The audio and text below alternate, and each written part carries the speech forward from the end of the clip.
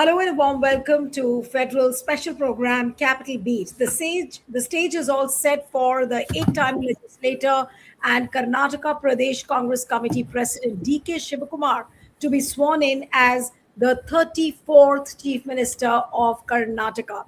As we are speaking, the swearing in is just about to begin because the time which was fixed by D.K. Shivakumar's astrologer was 4:05 p.m. So it's exactly 4:05 p.m. And according to the auspicious timing, the swearing in has just begun at Lok Bhavan.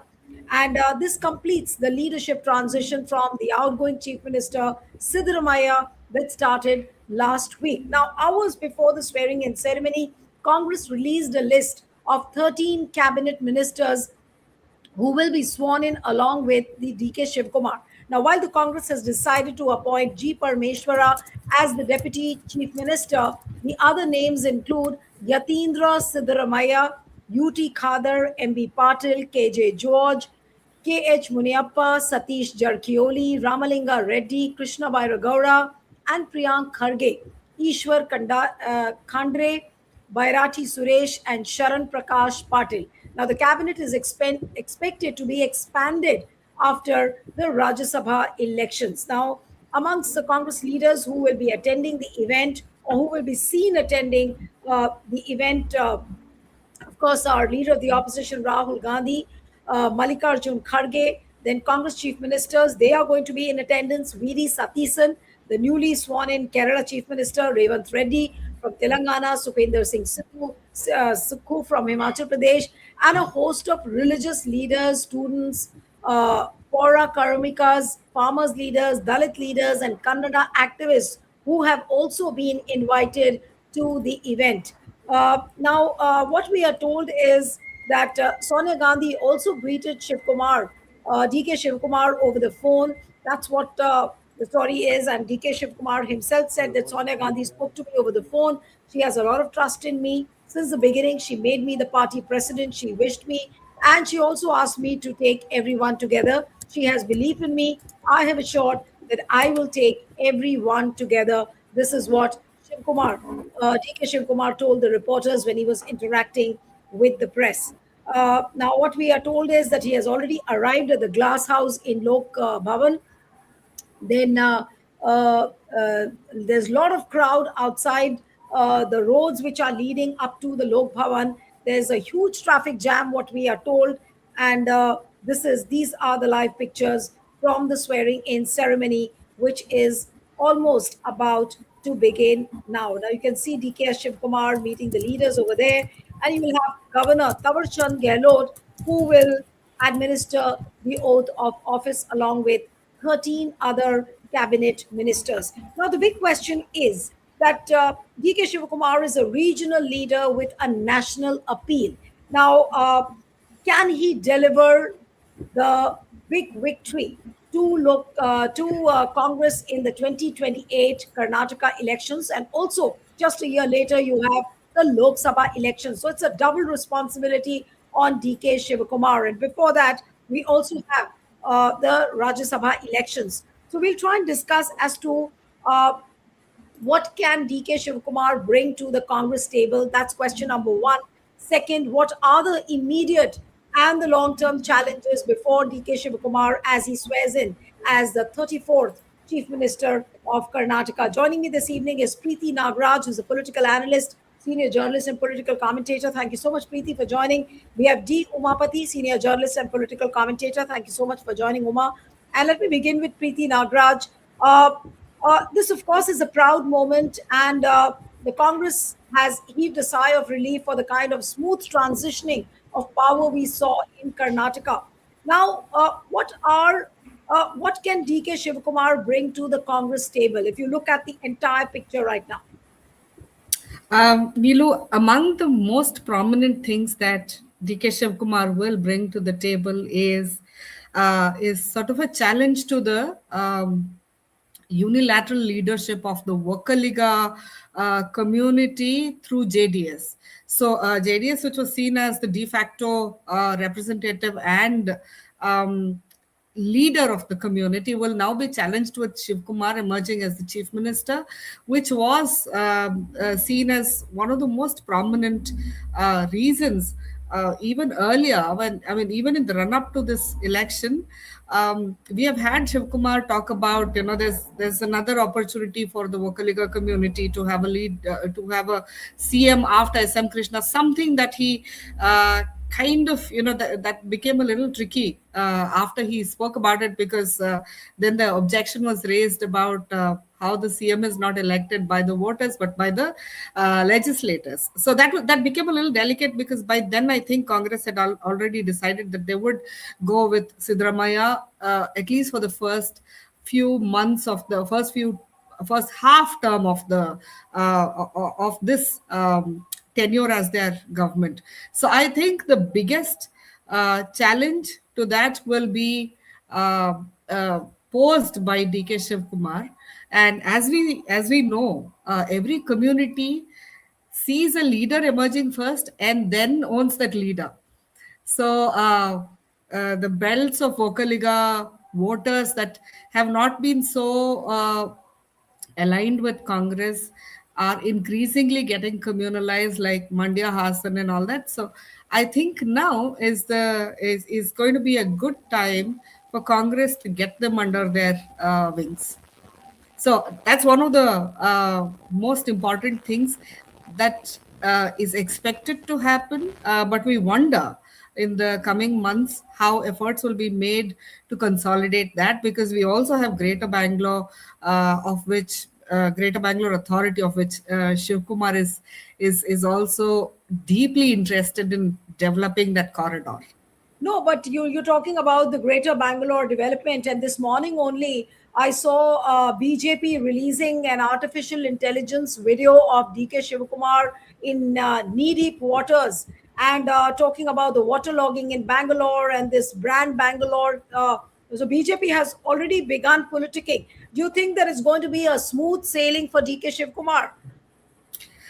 It is going to be tough, especially since it's the second half of the tenure of a sitting government. Already, this is like you've run the half marathon, and then you're like someone else is getting to run the other half of the marathon. So I'm thinking it's not going to be an easy thing. Having said that, I think DK Shivkumar is a guy that loves challenges. So whether it's in the state or outside the state, he has always been the man Friday of Congress. So justifiably so. I mean, even whenever Congress has been in trouble in Gujarat or in Maharashtra, he's gone there and stood there. So he is sort of Do you a think he uh, will emerge as Congress's Amit Shah, like what is said about Amit Shah and BJP, that he's the Chanakya? Now, can DK Shivkumar really emerge as Congress's Chanakya? Because that's what we see, that he's like a troubleshooter. He's sent to whichever state there's a problem. He tries and intervenes, get things done. So is he? And what was said about Pranab Mukherjee at one point of time in Congress? Are we seeing DK Shivkumar in somewhat in that kind of a role, Preeti?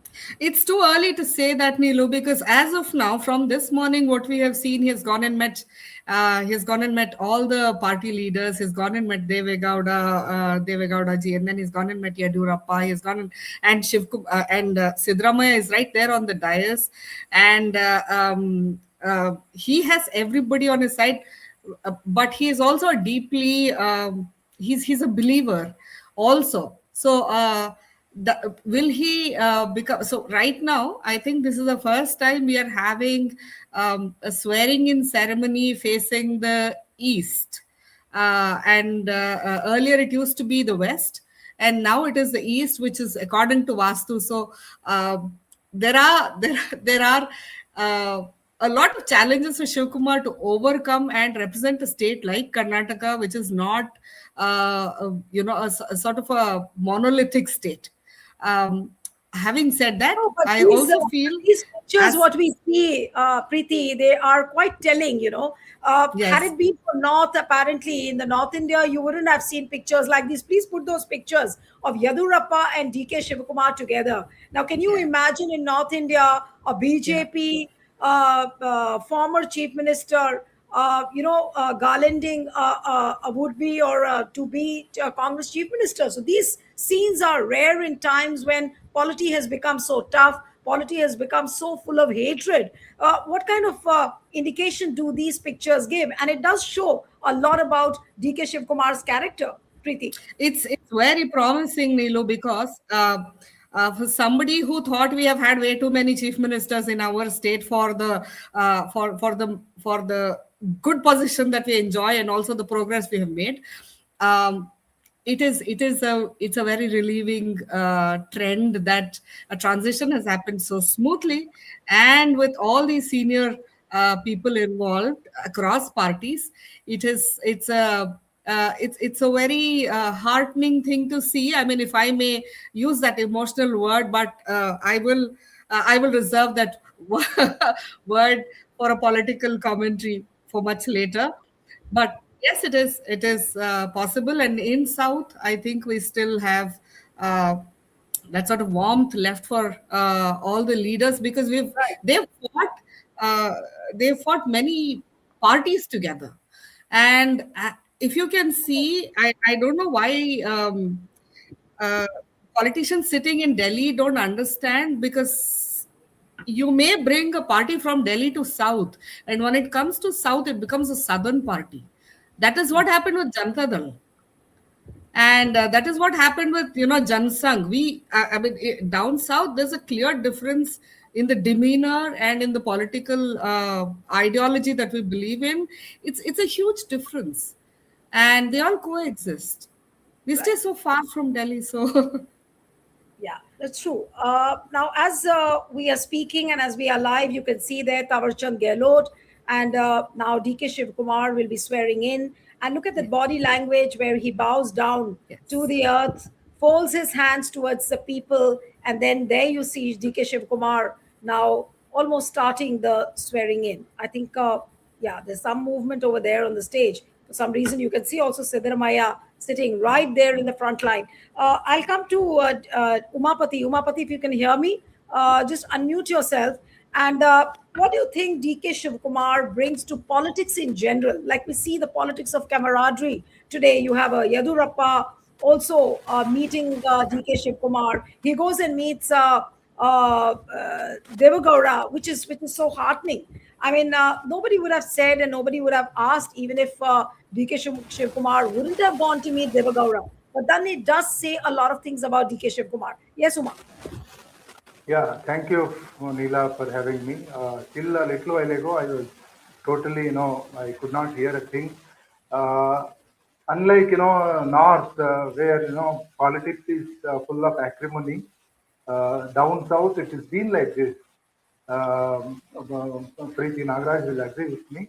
It's been like this since I have known politics for last 40 years. And you could see this in Kerala also, where Satishan went to Pinarayi Vijayan to meet Pinarayi Vijayan. And also, the same thing happened in Tamil Nadu, where Vijay went to meet Stalin. So this kind of political courtesy, you can there is no dearth of that political courtesy, which here in down south it's a very common thing as I have perceived. And Shivakumar, what Shivakumar brings, you asked, Shivakumar brings an aggressiveness into yeah. Congress party, a kind of aggressiveness which was very much necessary, and the Congress needed it at the right time. It has been given. This is a very good decision which has been taken. Uh, Shivakumar is a wartime general. He is not a peacetime general. He has got a general, very good general, and it's a very, very fantastic combination, very interesting combination of PCC president who is DK Hari Prasad, who has very vast experience of for 30, 40 years of experience. He has a pan-Indian experience, who has been a general secretary for scores of states, AICC general secretary, and no, he has carried out those responsibilities with very and a very trusted lieutenant of High Command. and exactly opposite to what Shivakumar. Shivakumar is known to be treating soft Hindutva. Unlike Shivakumar, Hari Prasad is exactly opposite. It's like North Pole and South Pole as far as Hindutva is concerned and communalism is concerned. So they belong to different poles. They are poles apart. And no, Shiv Kumar brings aggressiveness. And I heard you people discussing that he could be Chanakya of Congress. You could call it. He's a strategist. He has learnt all that. He's a counter strategist, and he could even keep BJP guessing. I'm sure, as far as strategizing is concerned, and he is Chanakya. If you can call Amit Shah as Chanakya, he is a Chanakya, but without ED, CBI, and other such agencies. Yeah. But Uma, if I may ask you, what do you think are the immediate challenges for DK Shivakumar as soon as he swears in? And there you see the pictures. He's reading the oath, which is being administered by Tawarchand Gehlot. You can see on stage Mallikarjun Kharge on one side and Siddaramaiah on the other side. And Congress High Command has taken special care not to let Siddaramaiah feel let down in any way. He's already been made the CWC member, and he was also offered the post of the leader of the opposition in Rajya Sabha, but he did decline that post. But what would you say about the immediate challenges of DK Shivkumar as soon as he swears in? What are the things which he will undertake? Shivakumar has Yes. he has formidable challenges. In fact, one of those is retaining the Ahinda vote base of Congress. He being a Wakaliga, a major community, and which is a very one of the major communities along with Lingayat. Um, he has a very daunting challenge to retain the Ahinda base, that is Alpasankhya, minorities, OBCs and Dalit base, which Sidramaya he has chiseled that actually, and it is with Sidramaya, and he has a formidable challenge as a Vakaliga leader.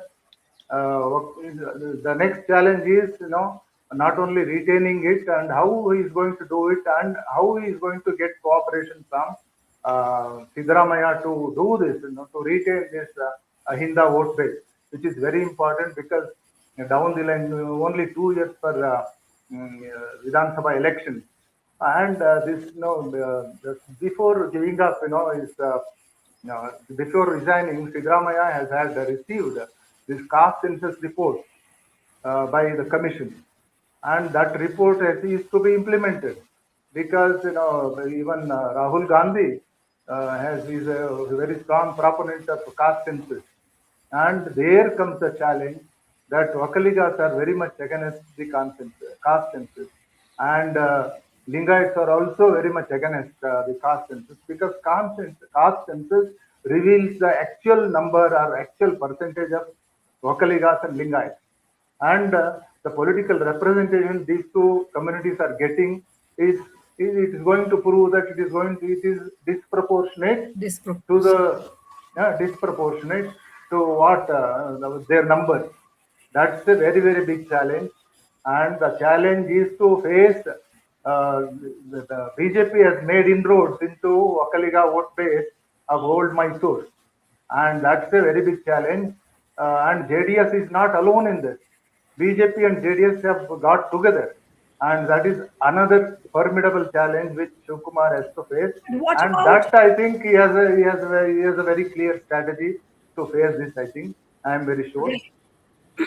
right, Uma? But what about the anti-incumbency? Now, normally, what is seen is that if you have a chief minister sitting for 5 years, there is a presumed anti-incumbency. Now, but in Karnataka, you've had a rotational CM formula which has been worked out. You had Siddaramaiah, and now you have a dynamic leader like DK Shivakumar.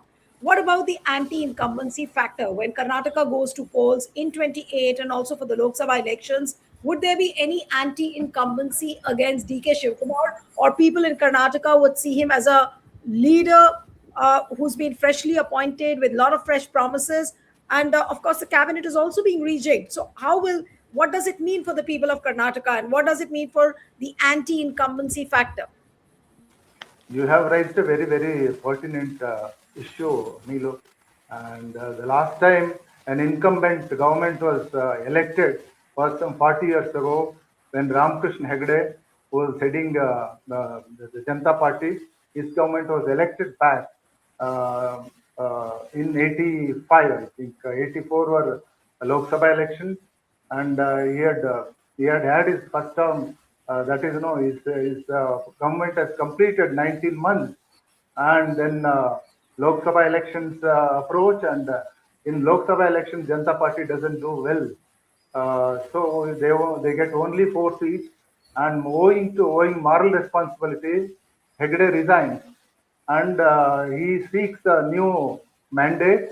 And people of Karnataka give very fantastic, very 139 seats.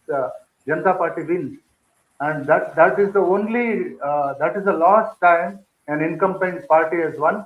And income anti-incumbency with all these bhagya schemes here in guarantee schemes in Karnataka, anti-incumbency was certainly creeping into Congress party and Congress government. And this leadership change certainly is going to halt that anti-incumbency uh, it may halt. It will certainly help, but to what extent it is going to help, only Shivkumar's administration and political sagacity is going to tell us in the course of time. Right. What in the same question to you, Preeti? Of course, the challenges are galore, and I'm sure BJP will try as much as possible to put down DK Shivakumar, to put down Congress, like it just started. Rather than congratulating DK Shivakumar, we had a very negative message from the BJP this morning, and maybe that was the reason that Yadurappa went ahead and tried to make up for what went wrong from the BJP's end, because they came out with an AI video of DK Shivkumar talking about the brand Bangalore.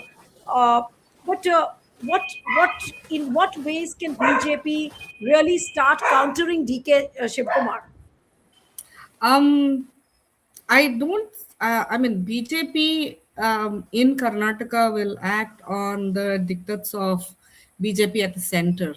However, as you can see, the social media of BJP is quite different from the social reality of BJP on the ground, right? So, and I think JDS, which should be the strong opponent of this of the Congress government, probably has lost a very strong point with DK Shivkumar becoming the chief minister, because he is one of their men. So one of the most important things here in DK Shivkumar's leadership, Neelu, is that he is seen as a young leader. He's 64, but he's seen as a young leader simply because he spent way too much time, way longer time to gain experience of working with the youths in the youth congress. So that, which is why you don't see him as a leader that can, that can generally get masses flowing wherever he goes, but he surely is a strategist. So will he be a leader for the people? I think the young people look at him as somebody. He's a successful businessman. He's not an egalitarian politician who's just come to politics saying serving people is my serving people is also his, is one of the things that he will do, but he's also a successful business person. Like we know, he's the richest chief minister sitting in the country right now, right? And all this wealth, we will not talk about how this comes in, but we should know that a capitalist model is always seen as a successful model when you can self-sustain. So Shivkumar is quite a hit among a lot of young people, and they see his aggression, like Umapati sir rightly said, they see his aggression as an asset, and he can talk directly and also in the constitutional language on the floor of the house. So across generations he has interacted with different politicians and leaders. So I am thinking, Umapati sir rightly said, it will not be seen as a continuation of what Sidramaya left. It will be seen as another government altogether. The second half of the Congress government will be seen as a different phase that the state is Right. entering into, maybe futuristic. Right. So if Congress, this second phase of the Karnataka government of Congress is seen as a fresh phase for the people, Umapati, that brings me to the question that will that make it easier for the people of Karnataka to vote back Congress once again in 2028? Because there seems to be, at least you can correct me if I'm wrong, there seems to be a leadership vacuum as far as BJP is concerned in Karnataka. Yadurappa has grown old. You see other leaders. Anant Kumar used to be there. He's no more. And the big faces, I'm talking about the big known faces of the BJP. So don't you think that when there is a leadership vacuum, and here you have a charismatic, dynamic leader like DK Shivkumar, this can really turn into an advantage for Congress in 2028 and likewise in 2029? You have hit the bullseye, Neelu, most certainly. And this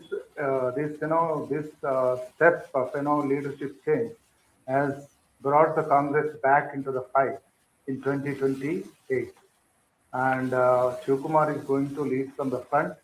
And this could not have, Congress would not have been in the fight had it been, the status quo continued. Uh, what is the other thing you asked? I'm sorry. Uh, There's a leadership vacuum in BJP. there is a certainly leadership vacuum in BJP. So Modi and Amit Shah, they are the default leaders now. And as you rightly said, Yediyurappa was a very charismatic leader and a mass leader amongst, who can be counted on your fingers, except Devegowda and Sidramaya and Yediyurappa. There are no mass leaders in Karnataka.